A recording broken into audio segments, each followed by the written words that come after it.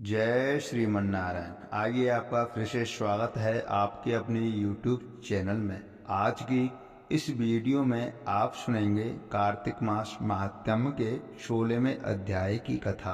अगर आपने अभी तक पिछले अध्यायों की कथा नहीं सुनी है तो कृपा करके अवश्य श्रवण करें। जो भी भक्त कार्तिक मास महात्म्य की कथा को सच्ची श्रद्धा और निष्ठा के साथ सुनता है तो भगवान विष्णु उसकी समस्त मनोकामनाओं को पूर्ण करते हैं और साथ ही लक्ष्मी माता का भी आशीर्वाद बना रहता है। तो आइए प्रिय भक्तों, 17वें अध्याय की कथा प्रारंभ करते हैं। बोलिए लक्ष्मी नारायण भगवान की जय, विष्णु भगवान की जय, सर्वदेवी देवतान की जय। इतनी कथा सुनने के पश्चात नारद जी ने कहा, हे राजा पृथु। इतनी कथा सुनाने के पश्चात नारद जी ने कहा, हे राजा पृथु, अब मैं आपको भगवान के मंदिर में दीपदान करने तथा मार्जन यानी कि झाड़ू लगाने का महात्म्य सुनाता हूँ, जो एक समय ब्रह्मा जी ने मुझे बताया था। अत्यंत गोपनीय इस कथा को आप ध्यान पूर्वक होकर के सुनिए। अत्यंत प्राचीन काल की बात है। चंद्रवंश में जयध्वज नाम का एक अत्यंत प्रतापी तथा प्रभु भक्त राजा राज करता था। वह प्रतिदिन भगवान के मंदिर में जाकर के स्वयं झाड़ू लगाता तथा दीप जलाया करता था। एक दिन बीतिहोत्र नामक राज्य पुरोहित स्वयं राजा को ये कार्य करते हुए देख करके विस्मय से पूछने लगा, हे राजन, भगवान को प्रसन्न करने के लिए और भी अनेक भक्ति युक्त कार्य हैं, फिर मंदिर में स्वयं सफाई करने तथा दीप जलाने में इतनी अधिक श्रद्धा का क्या रहस्य है।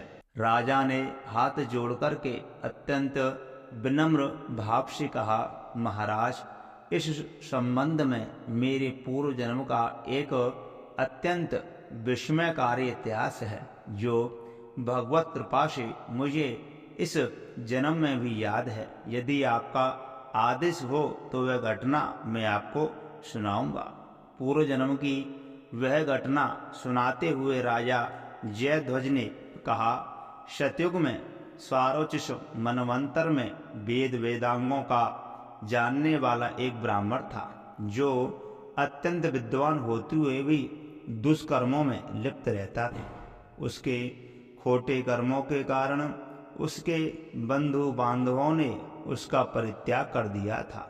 एक दिन भूख प्यास से अत्यंत दुखित होकर के वह घूमता फिरता नर्मदा नदी के तट पर जा पहुंचा और वहीं पर उसने अपने प्राण त्याग दिए। उसकी स्त्री भी व्यभिचारिणी थी, अतएव उसके बंधुओं ने उसे भी घर से निकाल दिया था। उसी के गर्भ से अत्यंत पापी मैं उत्पन्न हुआ था। उस जन्म में मेरा नाम दंडकेतु था। दूसरों की स्त्रियों, वेश्याओं तथा धन के लिए मैंने गौ, पशु तथा अनेक मनुष्यों की हत्याएं की और इस प्रकार पाप पूर्ण होकर के जीवन व्यतीत करता रहा। एक रात्रि को किसी दूसरे की स्त्री से भोग करने की इच्छा से सूने देवालय में गया। वहां जाकर मैंने वस्त्र से स्थान साफ किया और दीप जलाया। उस सूने मंदिर में दीपक जलता देख करके ग्राम रक्षक वहां आ गए और मुझे चोर या डाकू समझ करके उन्होंने लाठियों से मुझ पर इतने प्रहार किए कि मेरी मृत्यु हो गई। प्राण निकलते ही भगवान के दूत वहां आ गए और मुझे सुंदर विमान में बैठाकर वैकुंठ को ले गए। कार्तिक के महीने में भगवान के मंदिर में झाड़ू लगाने तथा दीप जलाने से मुझे इतना फल मिला कि कई कल्प तक स्वर्ग में सुख भोग करके अब मैंने चंद्रवंश में जन्म लिया है। यदि श्रद्धा और भक्ति पूर्वक यह क्रिया कार्तिक के पूरे महीने में की जाए तो उसके पुण्य का कहना ही क्या है। उसका वर्णन ब्रह्मा जी भी नहीं कर सकते। एक अन्य कथा सुनाते हुए नारद जी ने कहा, हे राजा पृथु, अब दूसरे के दीपक जलाने का महात्म्य सुनो। मनुवंश के प्रतापी राजा रेवत के पुत्र भद्रबुद्धि के पुत्र का नाम सुदर्शन था। नाम के अनुरूप ही सुदर्शन अत्यंत सुंदर और पराक्रमी था। भद्रबुद्धि की राजधानी नर्मदा के तट के समीप महेंद्र पर्वत पर थी। एक बार शिकार खेलने के लिए सुदर्शन अपने साथियों के साथ वन में गया। घूमते फिरते हुए उसने आदि के उस पार एक सुंदर कन्या को देखा। साथियों को वहीं छोड़कर के घोड़े पर सवार होकर के तत्काल नदी के उस पार जा पहुंचा। वहां उस रूपवती कन्या को देख करके सुदर्शन उस पर मोहित हो गया। कन्या उस अत्यंत सुंदर बलशाली वीर पुरुष को देख करके लज्जा को प्राप्त हुई। सुदर्शन ने शालीनता पूर्वक उस कन्या से उसका परिचय पूछा। तब उस कन्या ने बतलाया कि वह गौड़ राजा की पुत्री है और उसका नाम मदनालसा है। अपनी सखियों के साथ कीड़ा करने के लिए वह यहाँ पर आई है। इसके बाद शिक्षा पूर्वक उन दोनों ने गंधर्व रीति से वहीं पर अपना विवाह कर लिया और कुछ समय तक नर्मदा नदी के तट पर विहार करते रहे।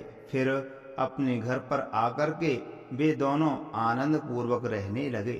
कुछ समय बाद राजा भद्रबुद्धि अपने पुत्र सुदर्शन को राज सौंप करके स्वयं वन में चले गए। राजा बनने के बाद सुदर्शन बड़ी कुशलता पूर्वक राजकाज चलाने लगे। रानी मदनालसा सदा अपने पति को विष्णु भगवान की पूजा आराधना करने का उपदेश करती रहती थी। इस प्रकार वे दोनों ही भगवान के अनन्य भक्त बन गए। राजा सुदर्शन ने रानी की प्रेरणा से भगवान का एक स्वर्ण मंदिर बनवाया। दोनों ही उसमें प्रतिदिन भगवान का पूजन तथा कार्तिक मास में दीपदान किया करते थे। एक दिन रानी मंदिर में दीप जला रही थी कि उसी समय राजा ने रानी को बुलाया, परंतु दीपक जलाकर आने में रानी को देर लग गई। इस पर राजा सुदर्शन ने क्रोध वेश में आकर के रानी से कहा, तुम तो कहती थी कि पति ही स्त्री का देवता होता है, फिर दीपदान में इतनी देर लगाकर तुमने मेरा अनादर क्यों किया? यदि देर का कोई और गुप्त कारण हो तो कहो। तब सती साध्वी मदनालसा अत्यंत स्नेह युक्त वचनों में बोली, हे महाराज, मैं दीपदान का महत्व आपको बतलाती हूँ। आप ध्यान पूर्वक मेरे वचनों को सुनिए।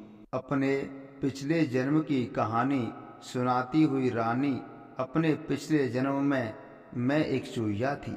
गोदावरी के तट पर एक मंदिर में मैं रहती थी।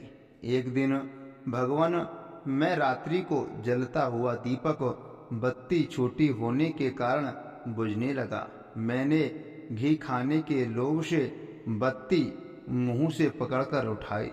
मेरे ऐसा करने से दीपक की लौ तेज हो गई, परंतु साथ ही मेरा मुंह भी जल गया। उससे मेरी मृत्यु हो गई, क्योंकि रात के समय भगवान का दीपक प्रज्वलित करते हुए मेरी मृत्यु हुई थी। इसी कारण मैंने ऐसा सुंदर रूप पाया और आपकी रानी बन गई। यदि कोई श्रद्धा पूर्वक भगवान के मंदिर में दीपदान करता है, दीपक जलाता है, तो उसके फल का तो कहना ही क्या है। अपनी रानी के मुख से यह वचन सुनकर के राजा सुदर्शन ने आजीवन कार्तिक मास का व्रत करके भगवान के मंदिर में दीपदान किया और अंत में वैकुंठ लोक को प्राप्त किया। तो प्रिय बंधुओं, कार्तिक के महीने में कार्तिक मास की कथा अवश्य श्रवण करनी चाहिए और मंदिर में दीपदान भी अवश्य करना चाहिए। तो मित्रों, मैं आशा करता हूँ कि यह कथा आपको अच्छी जरूर लगी होगी। तो कृपा करके इस वीडियो को ज़्यादा से ज़्यादा शेयर करें और कमेंट बॉक्स में विष्णु भगवान की जय अवश्य लिखें। अभी तक आपने हमारे चैनल को सब्सक्राइब नहीं किया है तो सब्सक्राइब अवश्य कर लें। तो बोलिए विष्णु भगवान की जय, भक्तवत्सल भगवान की जय, कार्तिक महोत्सव की जय।